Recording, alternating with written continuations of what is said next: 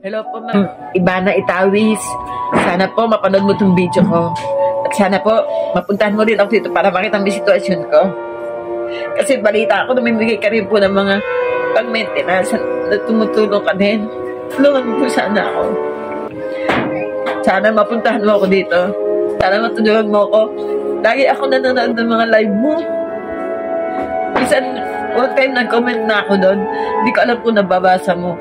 Pero nag-comment na po ako doon. Sana po matulungan niyo ako. Nagmamakawa po ako sa inyo. Sana mapuntahan mo ako dito.